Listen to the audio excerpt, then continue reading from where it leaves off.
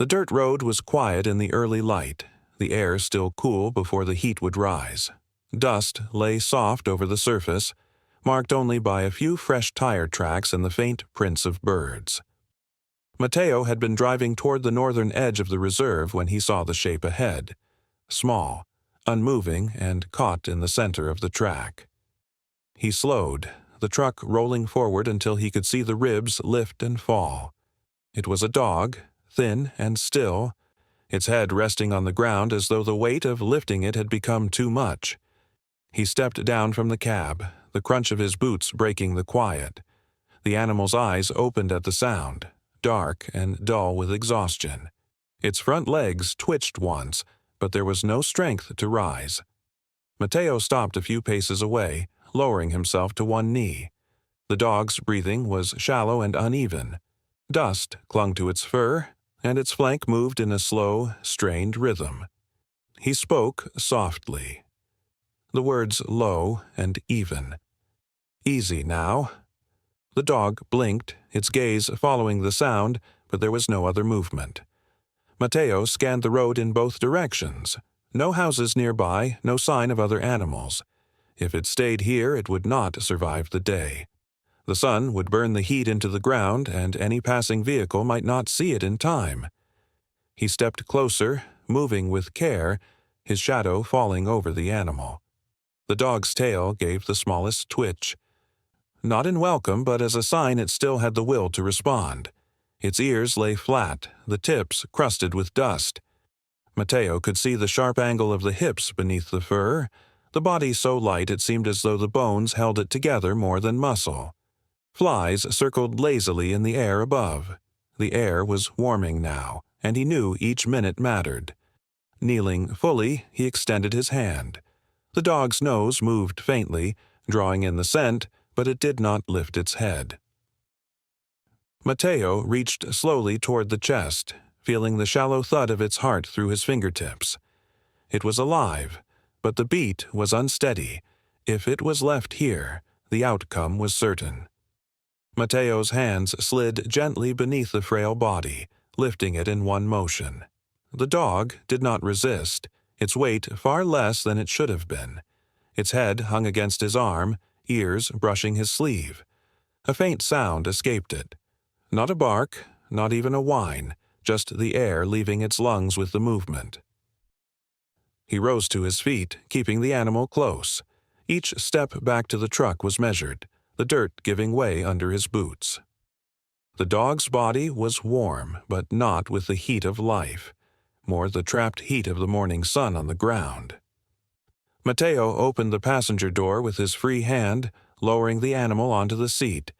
It curled slightly by instinct, as though trying to shield its belly, eyes half closed now. He took one last glance at the stretch of road ahead before climbing in beside it. There was no sign of where it had come from, no collar to suggest an owner, no trail of paw prints leading away. Only this stillness in the middle of nowhere, broken now by his choice to stop. When the truck rolled forward again, the dog shifted just enough to rest its head along the edge of the seat. Mateo kept one hand lightly against its side when the track grew rough. Each rise and fall of its breathing reminded him of the margin they were working within, too narrow to lose time, too fragile to move without care.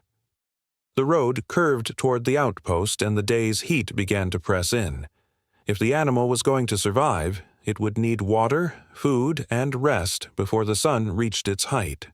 Without that, it would not see another morning. Mateo parked the truck in the shade of a sparse acacia, its thin branches reaching out against the brightening sky. The dust from the road still hung in the air, settling slowly over the bonnet. He stepped out and rounded to the passenger side, where the dog lay curled, unmoving, on the seat. Its sides rose and fell with an uneven rhythm, each breath shallow as if every one cost more than it could spare. He crouched beside it, placing a hand lightly against its flank. The ribs shifted beneath his palm, the skin stretched thin over bone. There was no tension in the muscles, no attempt to move away, only the weight of exhaustion keeping it still. He knew then that lifting it would be easy in strength but not in meaning. Every touch would matter. Carefully, Matteo slid one arm beneath the dog's chest, the other under its hindquarters. The body yielded, limp but warm, the fur coarse beneath his fingers. As he gathered the animal closer, its head lolled against his forearm, eyes half closed but still watching him. A faint sound escaped, little more than breath shaped by effort, and the tail twitched once against his wrist. He stood slowly, feeling the lightness of the dog's frame, so insubstantial it was like carrying a bundle of dried grass. Yet with every step toward the back of the truck, the weight seemed to grow, not in pounds, but in the knowledge that each movement mattered, that if the dog's breathing faltered now, there might not be a chance to recover. The ground underfoot was uneven, marked by old tire ruts and scattered stones. Matteo stepped around them with care, his focus on keeping the animal steady. He could feel the faint thump of its heartbeat through his arm, irregular but still present. If that stopped, there would be nothing left to do. At the open tailgate, he paused. The bed of the truck was lined with a folded tarp, and in one corner sat a worn wool blanket. He lowered the dog onto it, easing his arms free without jostling the body. The animal curled slightly on its side, paws tucked close to its chest, as if trying to protect itself from the roughness of the world. Its breathing was still shallow, but the movement of its chest was steady for now. Matteo knelt again, brushing dust from the fur near the neck. There was no collar, only a faint line where one might have been months before. The ears flicked at the contact, but there was no attempt to pull away. He reached into the cab for a small canteen, unscrewing the lid and tipping a little water into his hand. Lowering it toward the dog's muzzle, he waited. The nose twitched, and a dry tongue flicked once across his palm before retreating. It was not much, but it was something. He set the canteen beside the blanket and looked over the empty road beyond the acacia. Out here, there was no other help. No one else would come this way until later, maybe not until night. If they stayed here, the heat would rise and the flies would gather, and the dog's strength, already close to gone, would fade completely. Matteo rose, closing the tailgate gently before climbing into the driver's seat. The truck's engine started with a low rumble, and he kept his eyes on the mirror. The dog's body shifted slightly with the vibration, but it did not raise its head. Every few moments he could see the slow, uneven movement of its ribs. He turned the truck toward the reserve outpost, the track narrowing as it cut through low grass and scattered thorn bush. With each jolt, the thought stayed with him. If they waited too long, there would be no recovery. The road ahead was rough, but there was no choice now but to keep going. The sun had risen higher by the time Matteo reached the outpost, its low buildings casting short shadows across the packed earth. He pulled the truck to a stop beside the supply shed and stepped out, the air already carrying the weight of midday heat. In the back, the dog lay as he had placed it, sides moving faintly with each labored breath. He lowered the tailgate and slid his arms under the fragile frame once more. The body was limp but warm, the fur holding the faint smell of dust and dry grass.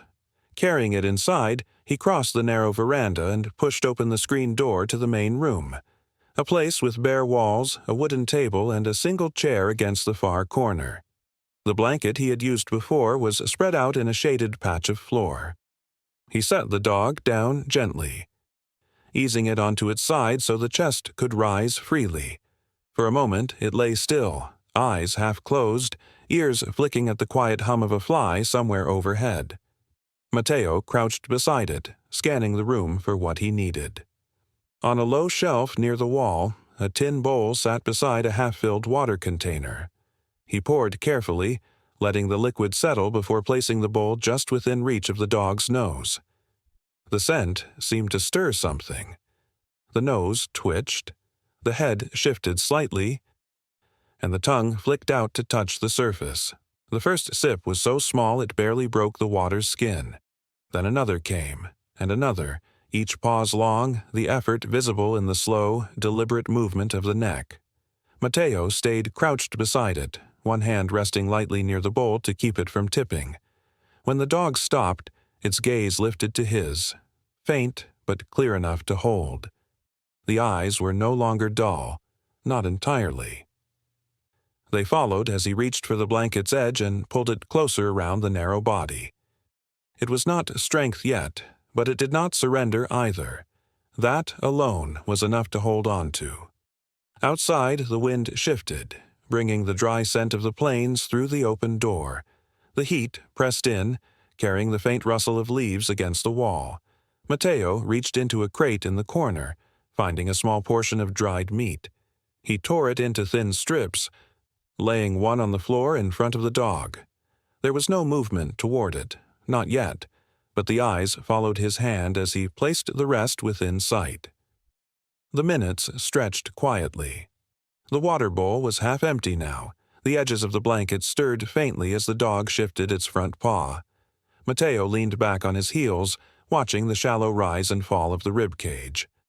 The heart still beat, still kept the body alive, but he could feel how close it was to losing the fight. He rose, moving to close the door against the growing heat. Inside the shaded room, the light softened, and the air felt still enough for rest. The dog's head lowered again to the blanket, but the eyes stayed open longer this time, tracking each step he took. It was the first clear sign that some part of its strength was returning, however small.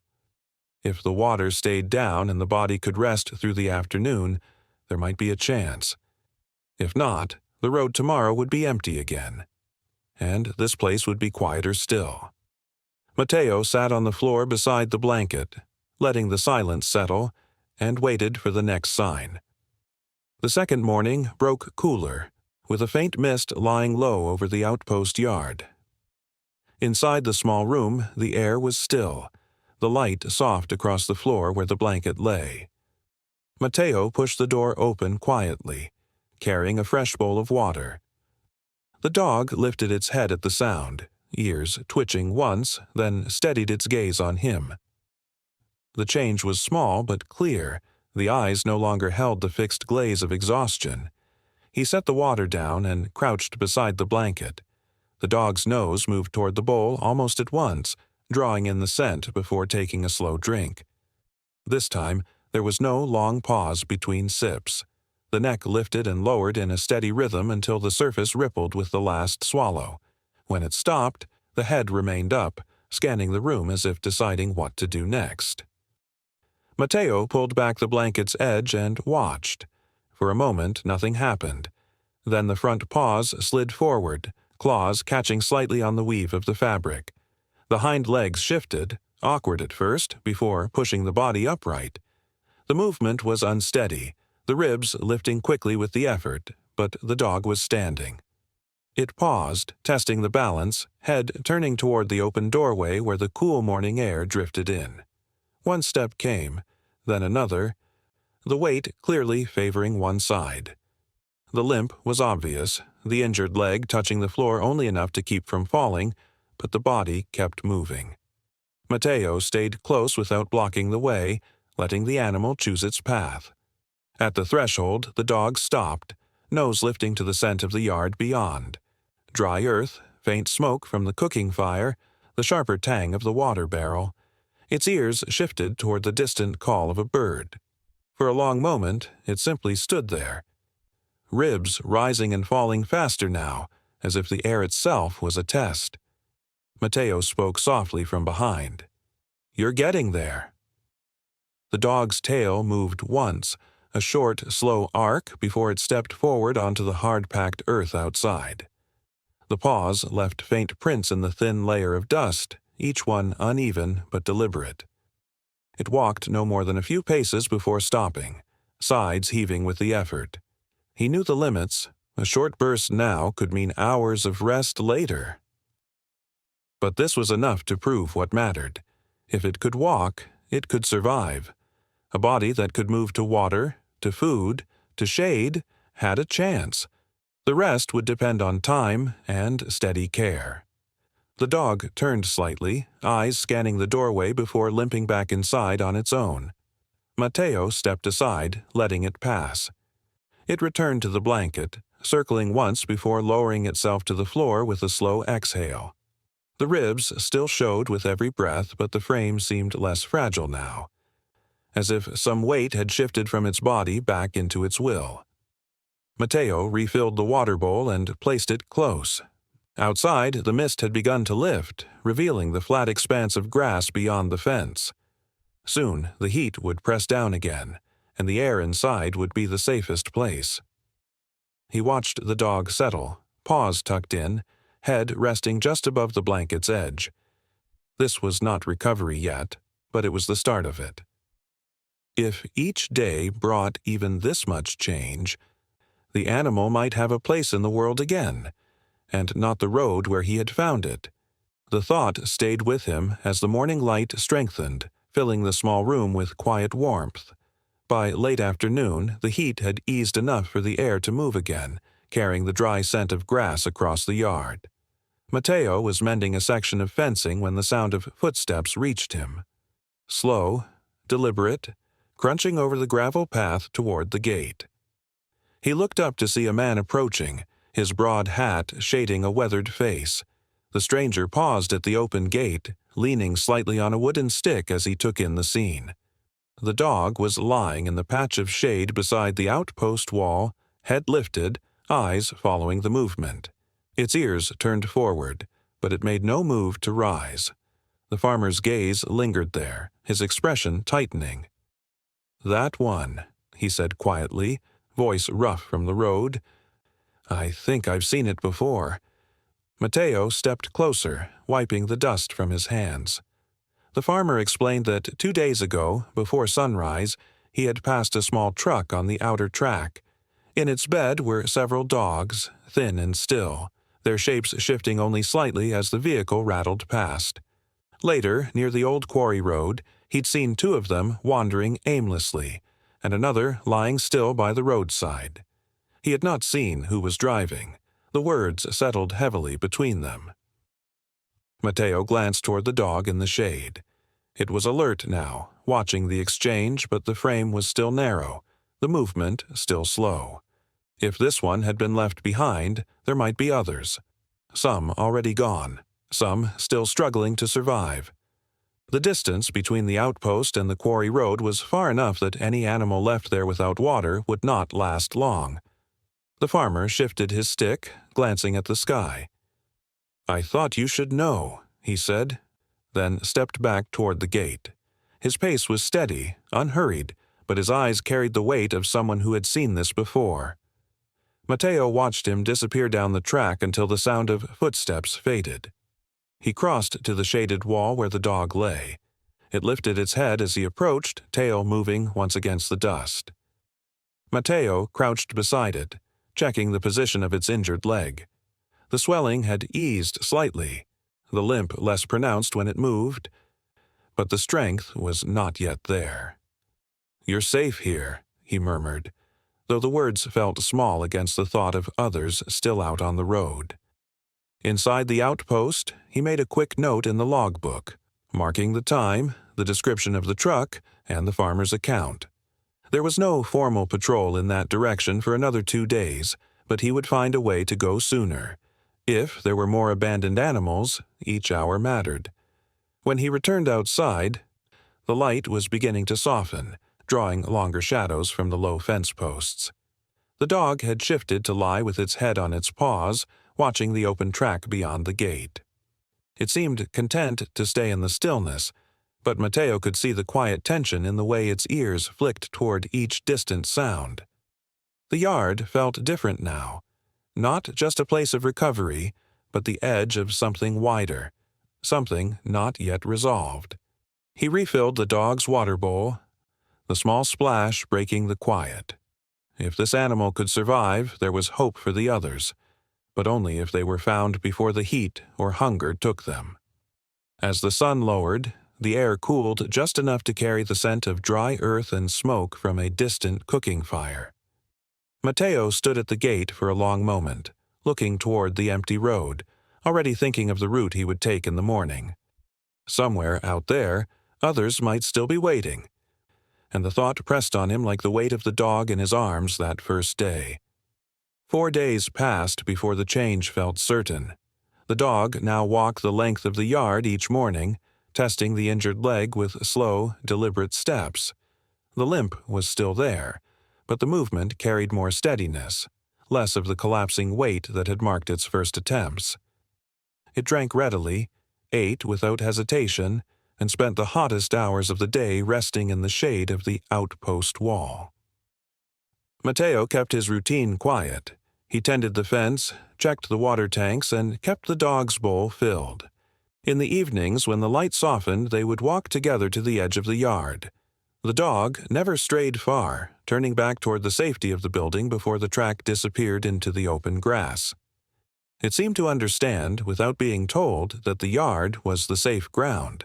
On the 5th morning, Mateo brought something from the storage room. A small, worn collar, the leather soft with age. He had cleaned it the night before, checking the buckle, making sure it would not chafe against thin fur. The dog was lying in its usual patch of shade when he approached. It lifted its head, ears angling forward, but made no move to get up. He crouched beside it, letting the collar rest in his palm for a moment. The dog's nose lowered to sniff the leather, and its tail brushed once against the dust. Slowly, Mateo slipped the loop around its neck, fastening the buckle with gentle fingers. The dog remained still, not pulling away, eyes steady on his hands until the work was done. The fit was loose, leaving room for growth, but it was secure enough that the animal could wear it without worry. Mateo rested his hand briefly on the dog's shoulder. "You're home now," he said, the words low and even. The tail moved again, a slow, deliberate arc, and the dog shifted its weight to stand. It walked a few steps, as if testing the feel of the new weight against its neck, then turned back toward him. The sunlight caught in its eyes for a moment, showing a clarity that had not been there on the first day. It was no longer the still shape in the road, barely breathing. It was an animal with enough strength to stand, to move, and now to belong somewhere. Mateo watched it circle once before settling again in the shade. The collar sat lightly against its fur, the leather dark against the pale bone structure beneath. It was a small change, but in the quiet of the outpost yard, it felt final. The decision had been made.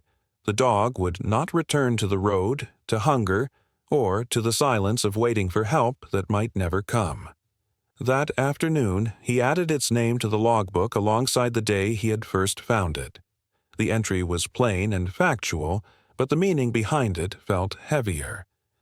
This was no longer a rescue in progress. It was a life being rebuilt in place. As the sun lowered, the dog rose to follow him across the yard, staying close at his side. Its gait was uneven, but there was a steadiness now that matched the slow rhythm of his steps. The heat eased, the air cooling under the lengthening shadows, and for the first time since that morning on the road, Mateo felt the weight of urgency lift. The danger was not gone entirely, but the ground ahead was no longer uncertain. By the next week, the mornings carried a different rhythm.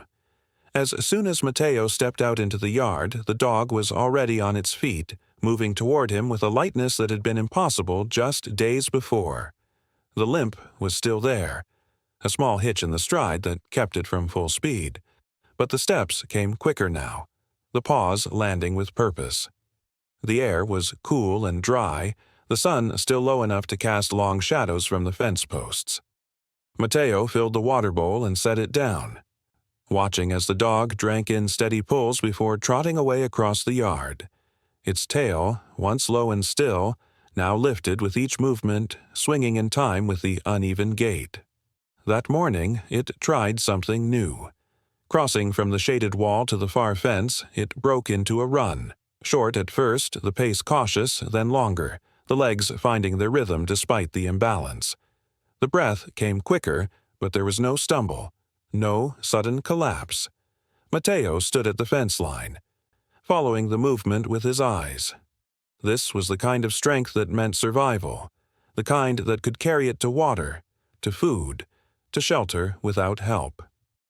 When it slowed, the dog circled back, stopping beside him for a brief moment before setting off again toward the corner where the ground dipped slightly. It seemed to enjoy the movement itself, not for play but for the proof that it could be done. The muscles along its back moved more smoothly now, the ribs less sharp beneath the fur. Each run ended with a pause in the shade, the chest rising and falling quickly before settling back into a calmer rhythm. Mateo kept his distance during these moments, letting the dog decide when to rest and when to move again. He knew that overwork now could undo the progress they had made, but the signs were clear. The body was rebuilding itself. By midday, the heat pushed the dog back to its usual place by the wall, where the air stayed a little cooler. Mateo brought a small portion of food, which was eaten without hesitation, followed by a slow drink from the half-full bowl. The eyes were bright now, following him as he moved across the yard. This was no longer the guarded watchfulness of those first days, but an alertness rooted in renewed strength. He thought again of the farmer's words, of the possibility that others had been left along the road. If those animals had been given this same chance, perhaps they too could have reached this point, running, however unevenly, under the cool light of morning. But here, for now, there was only one, and it was enough to see the change in its stride. As the afternoon cooled, the dog stood again, stretching before walking to where Mateo was working by the fence. It lingered there, tail lifting in that slow, steady arc that had become its new way of greeting. The limp would likely never fade entirely, but it no longer defined each step. What remained was movement, strong, deliberate, and its own. In the quiet of the yard, with the light softening toward evening, Mateo felt certain. If nothing interrupted this course, the animal would thrive here. The fight for survival was shifting into something else, the simple work of living, one steady step at a time.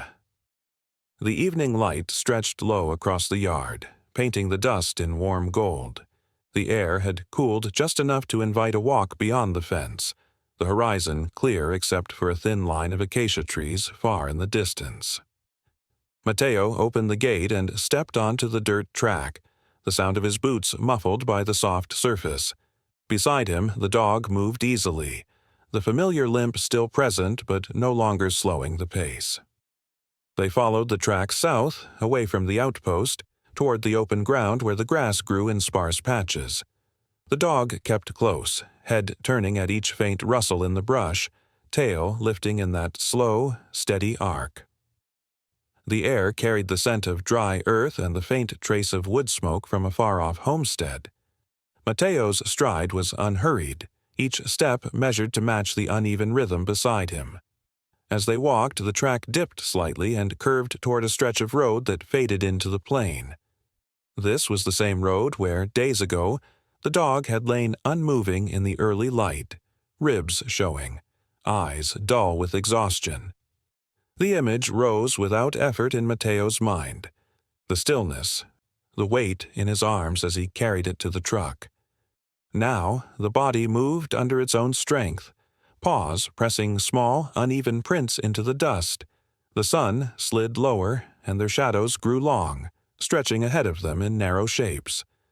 The dog quickened its pace for a few steps, then slowed again, glancing up briefly before returning its gaze to the track. There was no pull toward the open road, no hesitation at the distance from the outpost. It stayed alongside, the closeness unbroken. At a point where the track widened, Mateo stopped. The dog paused too, ears forward, waiting. They stood there for a moment, the plain spreading out in quiet openness around them, the light fading from gold to a softer amber. Mateo rested his hand lightly on the dog's shoulder, feeling the warmth of its fur and the steady breath beneath. The risk that had shadowed those first days felt far away now, replaced by a calm that came from knowing the fight to survive had been won. They turned back toward the outpost, the sky deepening with each step. The dog kept the same steady position at his side, the rhythm of its gait matching the sound of his boots. Ahead, the small shape of the building came into view, its roof catching the last slant of sun. The day's heat had lifted entirely, leaving the air cool against the skin. By the time they reached the gate, the light was nearly gone. Matteo closed it softly behind them, and the dog crossed the yard to settle near the shaded wall, its chosen place. The road where they had met lay far behind now, but the memory of it, and of the moment when the dog's life had tilted toward survival, would remain. The last of the sun slipped away, leaving the yard in the gentle quiet of dusk. Somewhere beyond the fence a bird called once before the night settled in fully. Matteo stood for a moment longer, watching the still form of the dog in the fading light, the collar faintly visible against its fur. The bond that had begun on that silent road was set now, carried forward not by need, but by choice, and it would hold for the rest of their lives.